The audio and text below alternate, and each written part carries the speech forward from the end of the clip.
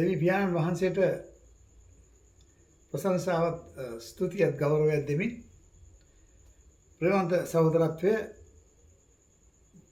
අවුරුද්දකට වැඩි කාලයකට පස්සේ අපි ආවා Body of Christ සහභාගීකමෙන් ඔබ මුණ ගැහෙන්න. ඉස්ලාම අපේ සතුට ප්‍රකාශ කරනවා අපිත් එක්ක සම්බන්ධ වෙලා දිගටම කතා කරගෙන ගිය සමහර අය අපේ ෆෙලෝෂිප් එකට එකතු වුණා. ඒ වගේම අපිව ධෛර්යමත් කරා. අපිට ආශිර්වාදයක් වුණා. අපේ ප්‍රශ්න ඇහුවා.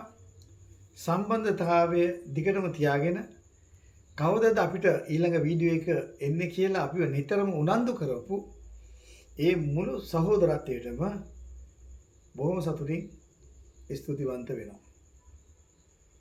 ඉතින් සහෝදරයා සහෝදරිය අපි දැන් මේවර අලුතෙන් අපි මේ වීඩියෝ මාලාව ඔබට ගේන්න හදන විදි දෙකක් තියෙනවා. ඒක ඔබට ඉස්සෙල්ලාම පැහැදිලි කරලා ඉන්න. අලුත් ගිවිසුමේ අභිරහස නම් කියලා ඉවර කරන්නම බෑ.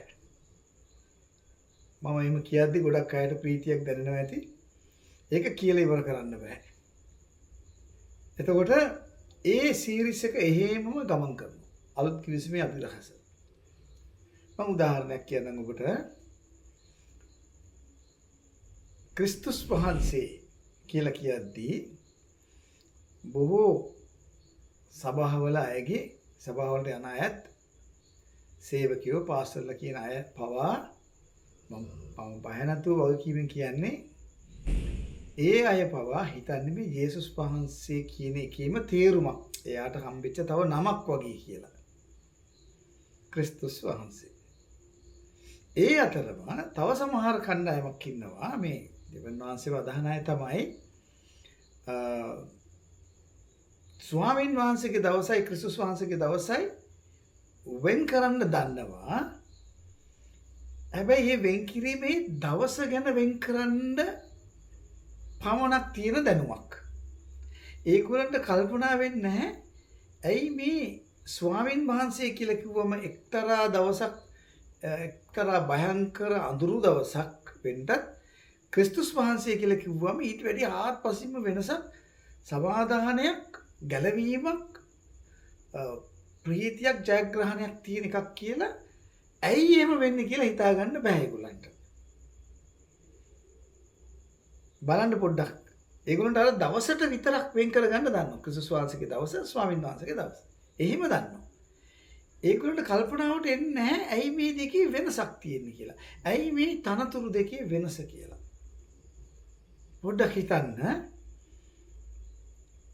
ඒ අයම ක්‍රිස්තුස් කියන්නේ මේ මෙසියස් වහන්සේනේ. ඉතින් මෙසියස් කියන එකනේ ඕකේ මොකද්ද හිතන්න තියෙන්නේ කියලා කියනවා. එහෙම කියන ගමන්ම මේ දවස් දෙක වෙන් කරලත් කතා කරනවා. ඉතින් සහෝදරයා සහෝදරිය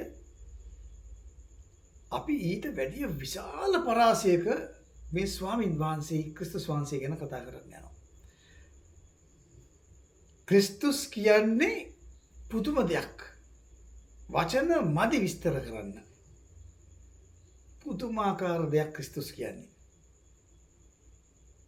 ප්‍රේමවන්ත සහෝදරයා සහෝදරී ක්‍රිස්තුස් කියන්නේ පුද්ගලයෙක්. ක්‍රිස්තුස් කියන්නේ යම් දෙයක් කියලා ඔබට කිව්වොත් ඔබ පුදුම වෙයි. මේක ආලෝකයක් කියලා කියන්නේ යම් කිසි දෙයක් නේ. බලන්න පොඩ්ඩක් කල්පනා කරලා මම මේ කියන ඒවාට වචනේ සාක්ෂි තිබෙනවා. නුඹ තුල යමක් ඇද්ද?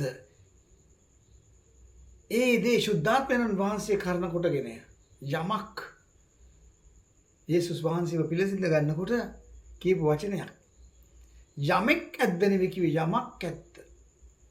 ඉංග්‍රීසිරුත් පොඩ්ඩක් බලන්න.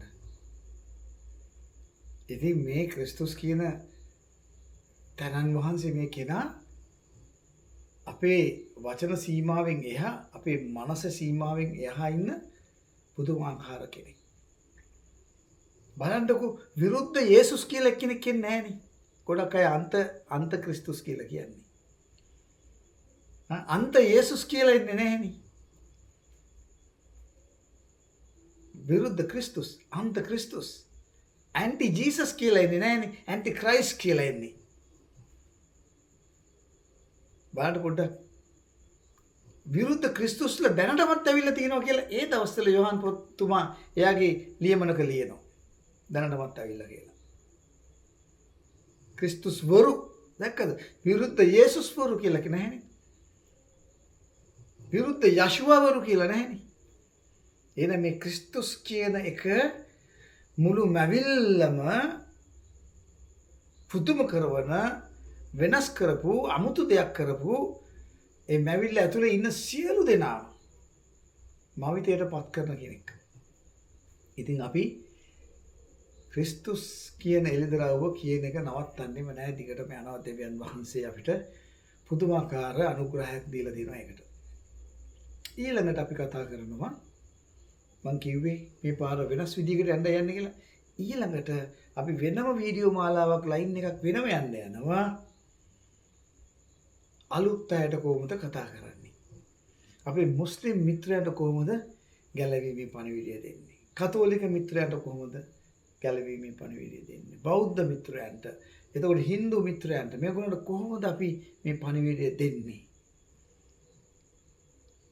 ඒ ඔක්කොම ධර්මිෂ්ඨකම යහපත් දේ හොයන අය,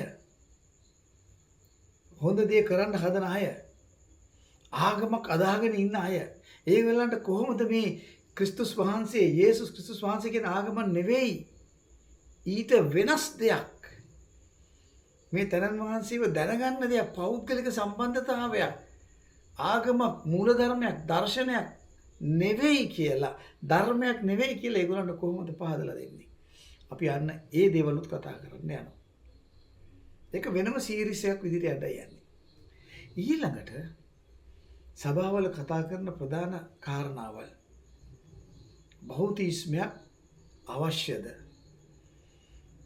බෞතිස්මය කරනවා නම් මොන වගේද කරන්න ඕනේ? දසයෙන් එක දෙන්න ඕනේද එපාද?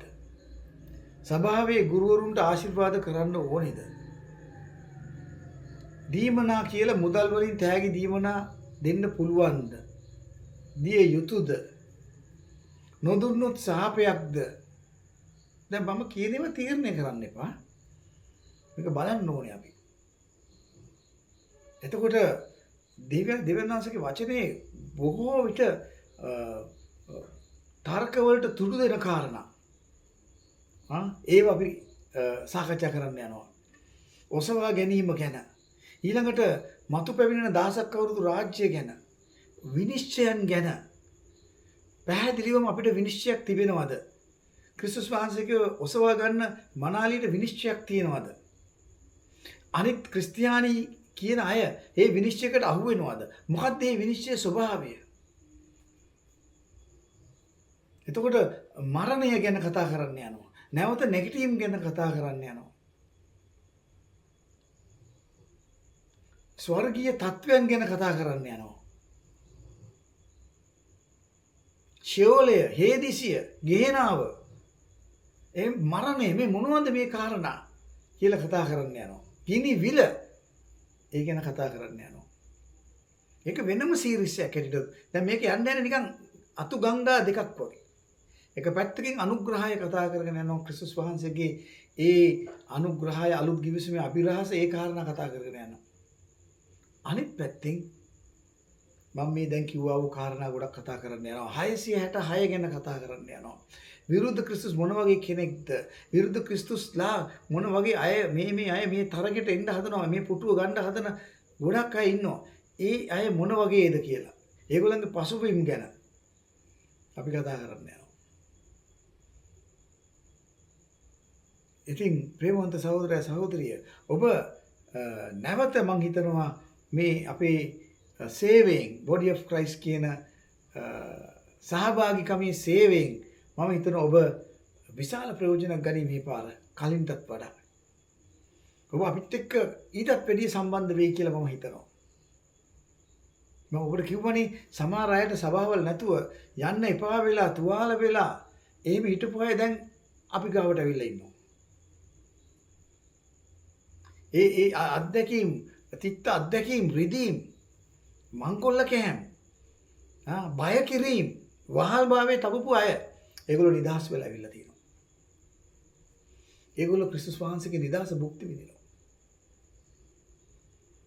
ඉතින් ප්‍රේමවන්ත සහෝදරයා සහෝදරිය මේ අලුත් පටන් ගැනීමේ අපි කියමු දෙවෙනි පටන් ගැනීමේ පළවෙනි වීඩියෝ එක තමයි ඔබට ඉදිරිපත් කරන්නේ. ඉතින් අපි මේකට පස්සේ තව වීඩියෝ එකකින් මුණ ගැහෙන්න යනවා. මටත් අපේ සහභාගීකමට හරි ප්‍රීතියක් ඔයාලා එක්ක නැවත සම්බන්ධ වෙන එක ගැන. මම කියනවා නිහඬව හිටපු අය, නිශ්චලව හිටපු අය ඔබ පටන් ගන්න කතා කරන්න. ඔබට පේන මේකේ WhatsApp එකක් තියෙනවා. ඒ ඔබගේ කාරණාවල ඉදිරිපත් කරන්න. බොහොම ලස්සනට වැදගත් විදිහට ඉදිරිපත් කරන්න. ගොඩාක් අසෝබන විදිහට එවපු කමෙන්ට්ස් අපි බාරගත්තේ නැහැ. අපි ඒවම කළා දැම්මා. අපි එයාට පුංචි ප්‍රේමී අවවාදයක් දෙකක් දීලා බැලුවා. අපි ඒව අයින් කරා. නමුත් ඔබේ අදහස් දෙන්න පුළුවන්. ඔබට තව මත තියෙන්න පුළුවන්. ඔබට බයිබලීය කරුණු තියෙන්න පුළුවන්. අපිට පෙන්නලා කියන්න මේ ඔබතුමාලා වැරදි නේ, මේ බලන්නකෝ. මෙතන තියෙන්නේ මෙහෙමනේ කියලා. කියන්න පුළුවන්. ඉතින් සහෝදරයා සහෝදරිය අපි හමු වෙමු නැවත. ඊළඟ වීඩියෝ එකේ එකතු වෙන්න නැවතත් කියනවා. වචනේ හරිනම් ඔබට ක්‍රිස්තුස් වහන්සේ පිළිතුර වෙනවා නම් තනියෙන් තියන් ඉන්න එපා. ඒ නිදහස, ඒ අනුග්‍රහයේ ඔබ භුක්ති විඳින එක දෙන්න. අනිත් අයට දෙන්න. හොඳයි. එහෙමනම් අපි අපේ දෙවි පියාණන් වහන්සේට ස්තුතිවන්ත වෙමින් ඔබට ආශිර්වාද කරමි. යේසුස් ක්‍රිස්තුස් වහන්සේගේ නාමයෙන් අපි අද දවසේ වීඩියෝ එක අවසන් කරා.